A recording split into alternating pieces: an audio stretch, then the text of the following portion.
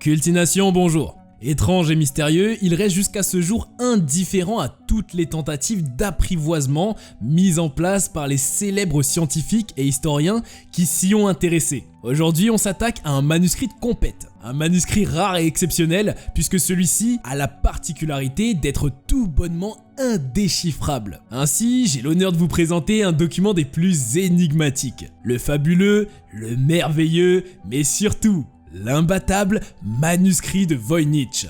D'où vient-il? Quel mystère cache-t-il? Qui en est l'auteur et quel est son objet? Autant de questions non élucidées jusqu'à ce jour. Vous trouverez en description les sources des informations et la documentation consultée. Allez, commençons. Origine du manuscrit. Dans les années 1912, l'antiquaire polonais du nom de Wilfried Michael Voynich, collectionneur d'anciens livres, s'est rendu en raison de ses affaires à Rome dans une communauté de jésuites en Italie où il compte acheter des livres. En effet, il affectionnait particulièrement les anciens livres et il arrivait même qu'il en vende certains à ses clients les plus offrants. Dans ses recherches, il fut attiré par un livre qui à première vue ne devait susciter l'intérêt. Le manuscrit qui semble être indéchiffrable puisqu'il n'y comprenait rien. Il décida donc de l'acheter afin de pouvoir découvrir le secret qui s'y cachait. Sa particularité ? Il contenait non seulement des textes, mais également des dessins et illustrations particuliers avec plein de couleurs, ce qui a tout de suite attiré son attention. Les dessins semblent apparemment ne donner aucune information sur les écritures. La langue lui était étrangère. Il aurait essayé de le traduire et l'aurait confié à d'autres personnes qualifiées afin qu'ils puissent le décoder en vain. Et c'est ce qui a valu son nom au manuscrit. Cependant, il ne fut pas le premier à être en possession du manuscrit. Et il avait déjà été mentionné à l'époque par d'autres grands hommes. Parmi ceux-ci, y figure l'empereur Rodolphe II, passionné de science et d'alchimie, et Jan Marek Marci, ainsi que le recteur de l'université de Prague, Georges Barèche. Lorsque Georges Barèche mourut en 1662, le manuscrit changea d'abord de propriétaire et passa à son ami Jan Marek Marci. Ce dernier décida d'envoyer le manuscrit complet à Kircher. Il a été joint une lettre au manuscrit dans laquelle il supposait que le livre avait été acheté à l'origine par l'empereur Rodolphe II à un inconnu, appartenant plus tard à son collègue décédé, et que l'auteur était peut-être un célèbre alchimiste, Roger Bacon. Qu'est-ce que le manuscrit de Voynich ?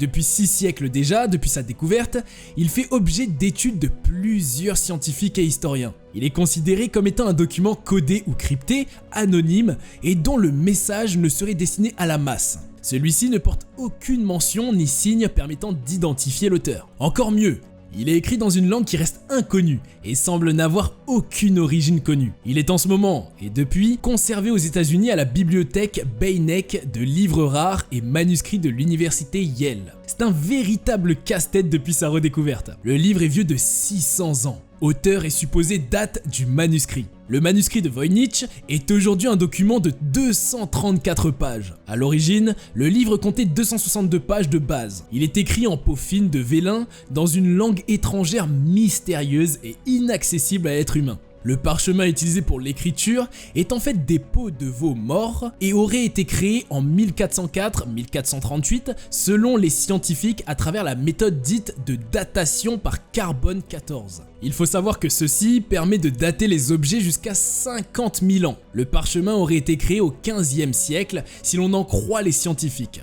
Cependant, Robert Babcock, célèbre bibliothécaire étant entré en contact avec le manuscrit, aurait soupçonné plutôt que l'écriture du livre datait du XVIe siècle. Alors, la création du manuscrit possible selon les savants historiens et scientifiques serait située entre le 15e et 16e siècle. On ne sait toujours pas avec précision d'où il vient, qui l'a écrit et dans quel but il l'a fait. L'hypothèse selon William Friedman serait que celle-ci serait venue d'une toute autre civilisation, d'un autre monde inconnu, et que la personne qui l'aurait écrit l'aurait fait intentionnellement dans un système de codage pour la rendre inaccessible. Erwin Panofsky, un historien célèbre de l'art de la Renaissance, pense que la rédaction aurait été faite en 1470 et serait d'origine germanique. Pour Sergio Torresella, la peinture utilisée et le style des dessins portent à croire que celle-ci proviendrait de l'Italie du Nord aux alentours de 1460 et que celui-ci serait l'œuvre d'un humanisme. Hugh O'Neill, botaniste quant à lui, grâce à un dessin qu'il aurait identifié comme étant un tournesol, une plante qui serait apparue qu'en 1493 en Europe, ce qui reste encore à justifier.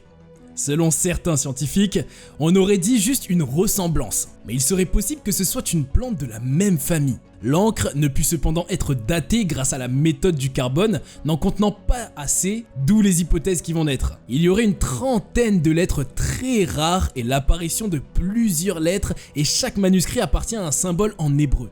Il y aurait en tout, et pour tout, 20 à 30 glyphes. Ces 20 ou 30 caractères revenaient très souvent. Si ça se trouve, cela pourrait être les constituants de l'alphabet d'origine concernant la langue. Ce serait une langue originale qui n'a rien à voir avec les autres langues et qu'il fallait les réunir pour avoir un texte cohérent. Et si c'était une nouvelle langue? Certains chercheurs et spécialistes se rejoignent sur le fait que peut-être l'auteur aurait voulu créer un langage propre à la communauté à laquelle il comptait adresser le manuscrit, comme a été le cas de Wilkins qui aurait créé une langue propre aux philosophes.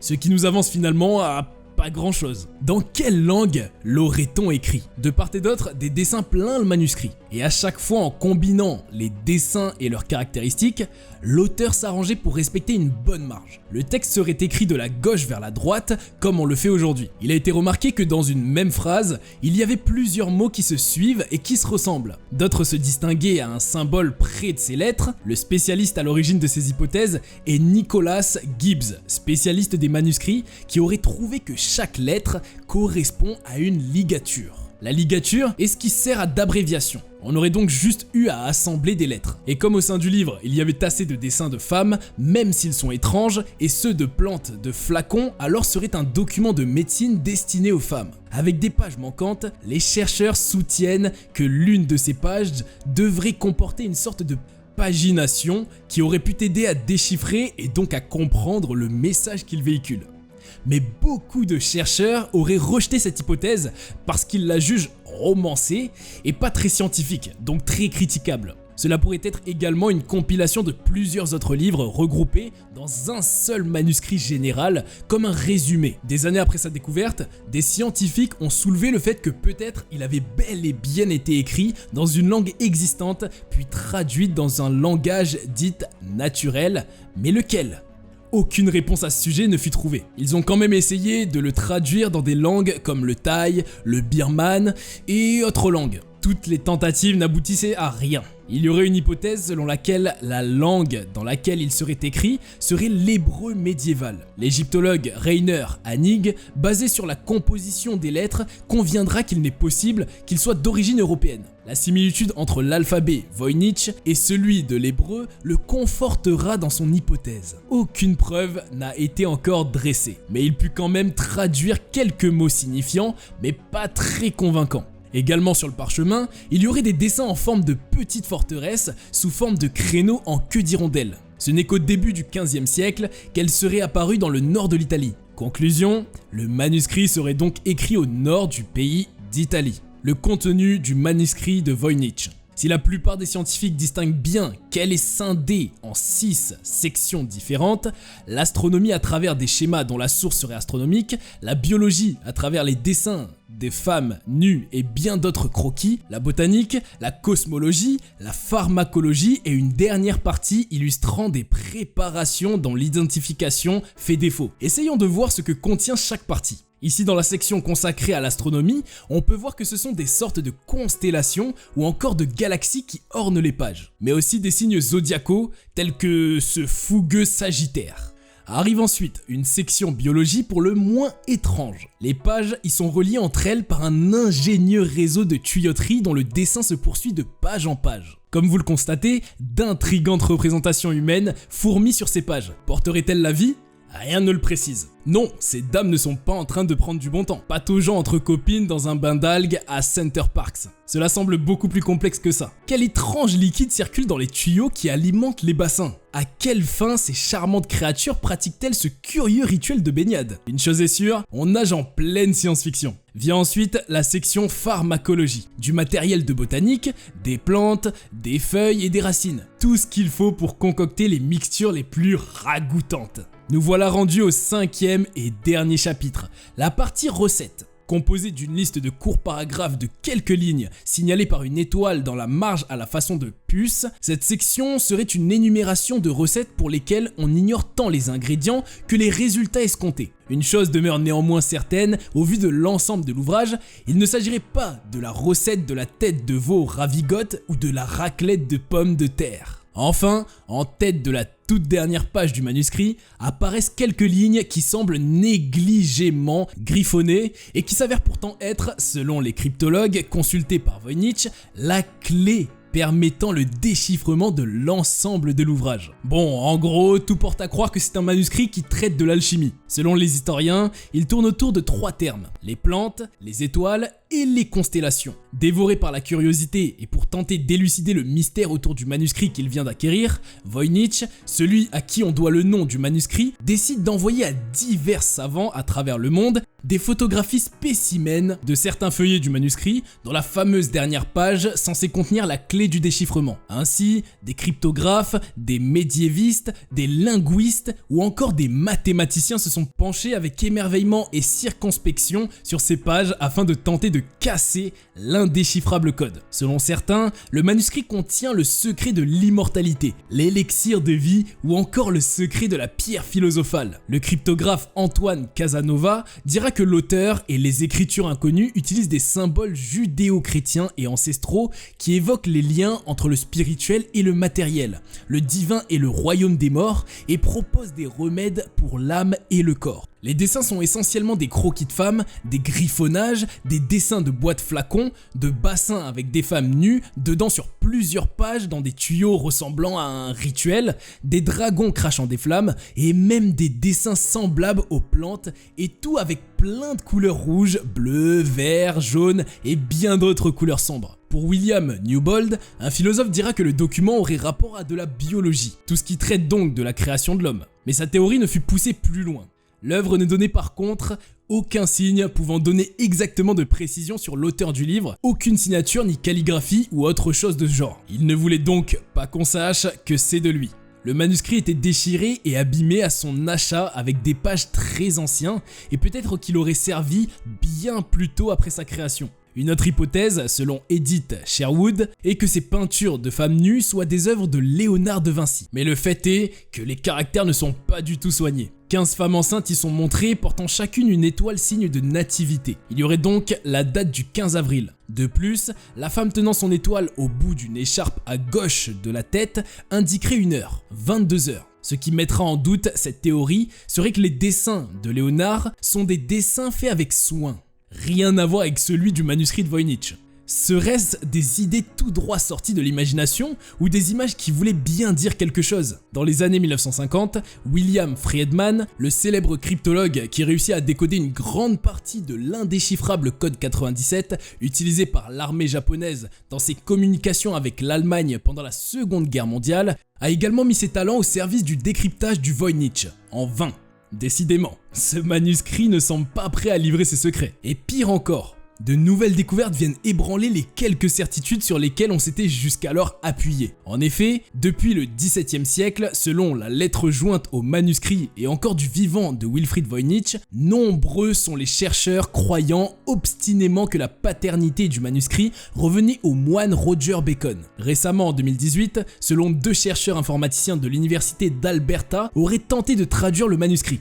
Ils ont réussi à traduire une infime partie du texte grâce à une intelligence artificielle. Ils auraient trouvé que celui-ci était écrit en hébreu. Et ils ont pu traduire la première phase, et en plus de ça, elle avait un sens. Celle-ci dit « Elle a fait recommandation au prêtre, à l'homme de la maison, à moi et aux gens ». Le 29 avril 2019, Gérard Cheshire, chercheur à l'université de Bristol, aurait réussi à déchiffrer le manuscrit selon une étude. Il aurait mis seulement 2 semaines pour arriver à trouver la solution. Selon lui, l'écriture utilisée était le proto-roman, issu d'une langue omniprésente en Méditerranée à l'époque médiévale, qui était rarement utilisée dans les documents officiels et importants parce que le latin était le langage de la royauté, de l'église et du gouvernement. Selon ses dires, c'est donc une écriture issue d'une forme populaire du latin. Il aurait trouvé le pourquoi. le contenu et l'identité de l'auteur du manuscrit. Pour lui, le livre portait sur les sujets tels que les plantes médicinales, l'astrologie et des traitements utilisés pour des malaises ou maladies afin d'y remédier. Et comme auteur, il aurait trouvé que celui-ci était d'une sœur dominicaine à l'intention de la reine d'Espagne, Marie de Castille, dans une forteresse en Italie. Ce qui a été rejeté puisque le proto-roman aurait été découvert avant le XVe siècle. Et bien évidemment, suite à ces révélations, toute sa recherche fut mise en doute. Malgré toutes les méthodes de déchiffrement présentées, aucune ne put être acceptée. À ce jour, le seul travail de décryptage qui a donné le moins de résultats est celui du linguiste britannique Stephen Bax. En 2014, les chercheurs ont publié leur premier article expliquant qu'en utilisant des méthodes comparatives comme a fait Champollion pour comprendre les hiéroglyphes égyptiens, il avait réussi à déchiffrer 14 lettres et environ 10 mots. Stephen Bax a également remarqué que les auteurs utilisaient des traductions de mots arabes pour brouiller davantage les pistes. L'exercice en est encore à ses balbutiements. Il est impossible de comprendre le manuscrit de Voynich, mais il suffit de prouver que le document n'est pas un simple truc médiéval, mais un vrai livre scientifique, probablement un traité sur la nature. Il est maintenant d'actualité que des recherches soient entreprises dans les différentes archives de cette zone géographique. Aujourd'hui, plusieurs copies du dit manuscrit sont déjà imprimées et donc ceux qui ont le désir de s'en procurer peuvent le faire pour satisfaire leur curiosité ou essayer de le déchiffrer. Mathématiciens, complotistes, scientifiques, botanistes, herboristes, doctorants et bien d'autres depuis 6 siècles déjà n'auraient trouvé le secret détenu dans ce manuscrit depuis son apparition. Les 14 pages manquantes selon Voynich, a priori, pourraient aider à élucider ce mystère. Cependant, on ne sait pas ce qui leur est arrivé puisqu'ils ont disparu dans la nature. Ce qui est sûr, les méthodes des scientifiques n'ont encore abouti à une certitude aujourd'hui. Ne serait-il pas temps qu'ils changent de méthode ? Ce qui est sûr, on n'a pas fini d'en entendre parler. De nos jours, la technologie a bien avancé et les scientifiques comptent bien utiliser les intelligences artificielles afin de pouvoir traduire le texte mot à mot. Avec toutes ces investigations, ils ont espoir que dans quelques années, ce manuscrit qui rend fou plus d'un n'aurait plus aucun secret à cacher à leurs yeux. Allez, ça sera tout pour aujourd'hui. Faites-nous savoir en commentaire ce que vous en pensez. Et peut-être, avez-vous une hypothèse à avancer ou des sujets sur lesquels vous voudriez qu'on expose. Vous pourriez aussi visualiser les autres vidéos sur les pages en attendant la prochaine. Et n'oubliez surtout pas d'activer la cloche de notification pour être mis au courant des prochaines vidéos sur les sujets tout aussi passionnants. Allez, à bientôt sur Cultination.